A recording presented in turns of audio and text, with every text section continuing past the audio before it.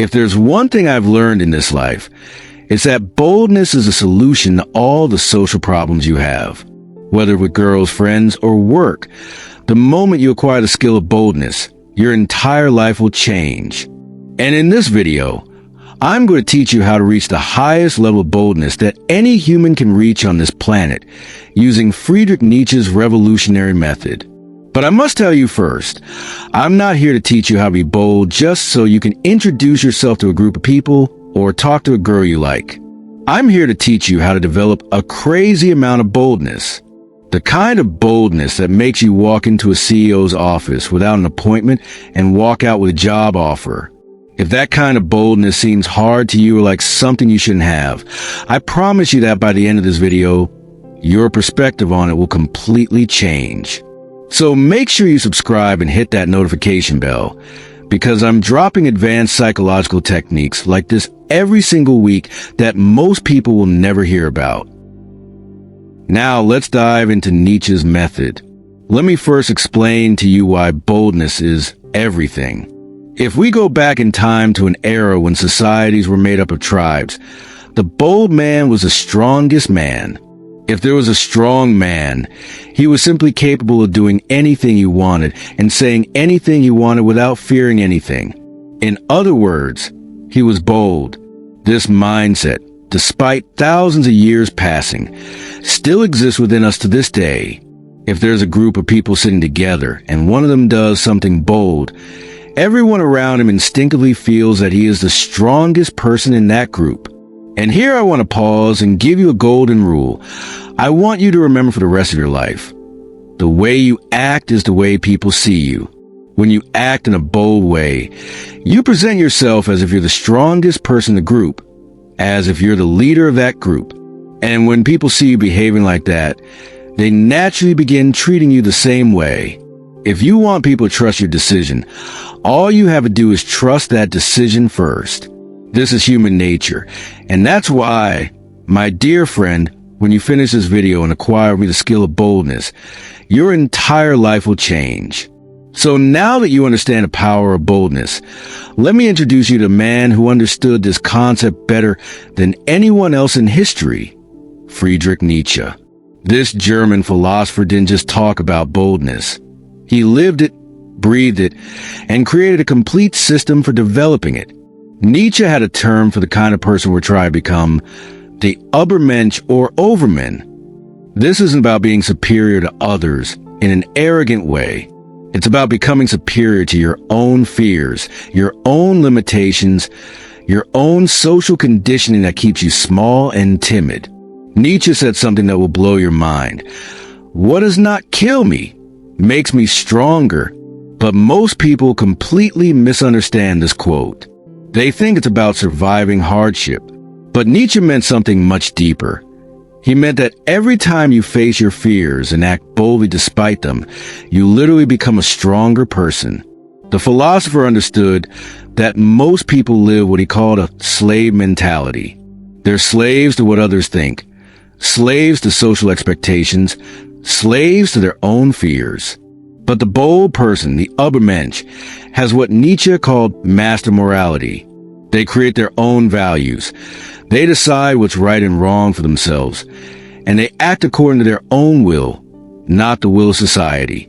This is where it gets insane. Nietzsche believed that the truly bold person doesn't just break social rules, they transcend them entirely. They become the creator of their own reality. Now, before you think this is just philosophical mumbo-jumbo, let me show you the scientific proof that Nietzsche was right. Modern neuroscience has discovered something incredible about bold behavior. It literally rewires your brain. When you act boldly, your brain releases a cocktail of chemicals: dopamine, norepinephrine, and testosterone. These chemicals don't just make you feel good. They actually change the structure of your brain. They strengthen the neural pathways associated with confidence and weaken the pathways associated with fear and anxiety. But here's the kicker. This process is exponential. The more boldly you act, the easier it becomes to act boldly. It's like a muscle that gets stronger with exercise. This is exactly what Nietzsche predicted over 100 years before neuroscience existed. There's also something called the confidence loop that happens when you act boldly. You act bold, people respond positively, you feel more confident, so you act even more boldly, and the cycle continues. Nietzsche called this eternal recurrence, the idea that bold actions create more bold actions in an infinite loop. Studies have shown that people who display bold behavior are perceived as more competent, more attractive, and more trustworthy, even when they have no special qualifications. This is a tribal instinct I mentioned earlier, scientifically proven. So how do we apply Nietzsche's method to become fearlessly bold? The philosopher identified 3 key pillars that create unstoppable boldness. Pillar 1, the will to power. Nietzsche's most famous concept is the will to power, but this isn't about dominating others. It's about dominating yourself. It's about having the power to overcome your own limitations, your own fears, your own excuses. The will to power means that you recognize you have complete control over your actions, regardless of how you feel inside. You might be terrified to approach that girl, but you have the power to do it anyway. You might be nervous about speaking up at a meeting, but you have the power to speak anyway. Here's a practical exercise Nietzsche would approve of. Every day, do one thing that scares you socially.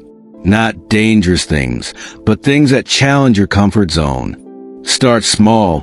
Maybe it's making eye contact with strangers or speaking up in a group conversation. Then gradually increase the intensity.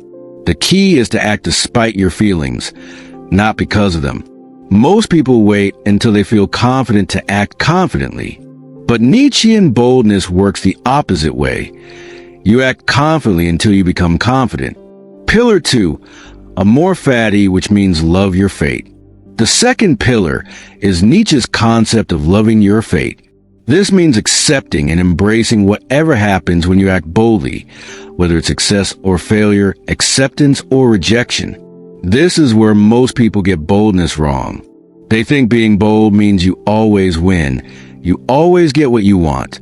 But true Nietzschean boldness means you're willing to lose, to be rejected, to look foolish, and you love it because it makes you stronger.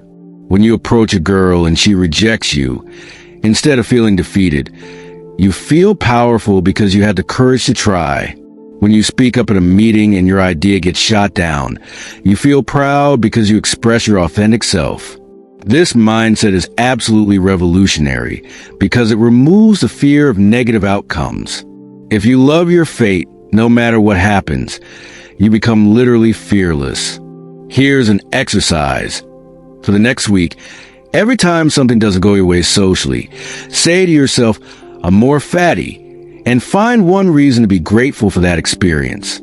This reprograms your brain to see bold actions as always beneficial, regardless of the outcome. Pillar 3, eternal recurrence. The third pillar is Nietzsche's concept of eternal recurrence. He said to live as if you had to repeat this exact life infinite times. This creates a powerful psychological effect. It makes every moment significant. When you're about to act boldly, ask yourself, if I had to live this exact moment over and over for eternity, how would I want to act? The answer is always boldly, always authentically, always according to your true will. This concept eliminates regret and hesitation. You stop thinking about what might go wrong and start thinking about what kind of person you want to be for eternity. Now, let me give you Nietzsche's complete system for developing fearless boldness. This is a step-by-step method that will transform you from timid to fearless. Level 1. Philosophical boldness. Start by changing your internal philosophy. Every morning, read one Nietzsche quote about courage and boldness. Internalize the idea that you're the creator of your own values, not a slave to society's expectations. Practice what Nietzsche called intellectual honesty. Stop lying to yourself about your fears. Admit that you're afraid, but also admit that you have the power to act despite that fear. Write down your personal values and principles. What kind of person do you want to be? What would the boldest version of yourself do in various situations? This becomes your moral compass, independent of what others think. Level 2, physical boldness. Nietzsche believed that the mind and body are connected. To develop mental boldness, you need physical boldness. Start taking up space physically. Stand taller, speak louder, make bigger gestures. Practice what I call territorial expansion. When you're in a group, gradually expand your physical presence. Sit more comfortably. Use your hands when you speak. Maintain eye contact longer than feels natural. Do one physically bold thing every day. Maybe it's taking the stairs 2 at a time or walking in front of a group instead of following behind. These small acts of physical boldness build mental boldness. Level 3, social boldness. Now we start applying Nietzschean principles to social situations. Practice what Nietzsche called self-overcoming. Deliberately doing things that your old self would never do. Start with low-stakes social boldness. Compliment strangers. Ask for directions even when you don't need them. Express opinions that go against the group consensus. The goal is to break your pattern of seeking approval. Graduate to higher stakes boldness. Express romantic interest directly and honestly. Disagree with authority figures when you genuinely disagree. Make requests that might be rejected. Each act of boldness makes the next one easier. Level 4, radical boldness. This is where you reach Nietzschean levels of boldness. You start doing things that most people would consider crazy, but that align with your authentic self. Practice perspective reversal. Instead of worrying about what others think of you, start evaluating what you think of others. This shifts you from reactive to proactive, from follower to leader. Develop what Nietzsche called dangerous thoughts, ideas and actions that challenge conventional wisdom, not for the sake of being different, but for the sake of being authentic. Start creating your own social rules instead of following others. If you want to dance in public, dance. If you want to approach someone you find attractive, approach them. If you want to express an unpopular opinion, express it. Let me give you specific examples of how to apply Nietzschean boldness in different areas of your life. In dating and relationships, instead of playing games or trying to be someone you're not, express your authentic interest directly. If you're attracted to someone, tell them. If you want to date them, ask them. If you love them, say it first. This might result in more rejections initially, but it will also result in much better relationships with people who appreciate your authenticity. In career and business, stop waiting for permission to share your ideas or pursue your goals. If you have a business idea, start it. If you disagree with your boss, express your disagreement respectfully but firmly. If you want a promotion, ask for it directly. In friendships and social situations, be the person who suggests activities, who speaks up when something isn't right, who expresses unpopular but honest opinions. Stop being a follower in your social groups and start being a leader. So here we are at the end of this journey into Nietzschean boldness. Let me ask you a question. What would your life look like if you acted with complete authenticity and fearlessness in every situation? Imagine walking into any room and feeling completely comfortable being yourself. Imagine expressing your true thoughts and feelings without fear of judgment. Imagine pursuing your deepest desires without hesitation. This isn't just a fantasy. This is what Nietzsche called the Übermensch, and it's available to anyone willing to do the work. So here's my challenge to you. Pick one thing from this video. Maybe it's the will to power exercise. Maybe it's the daily fear-overcoming ritual. Maybe it's just a commitment to express one authentic thought each day and start doing it today. Don't wait until you feel ready. Don't wait until you're more confident. Don't wait until conditions are perfect. That's the old you talking, the you that's controlled by fear and social conditioning.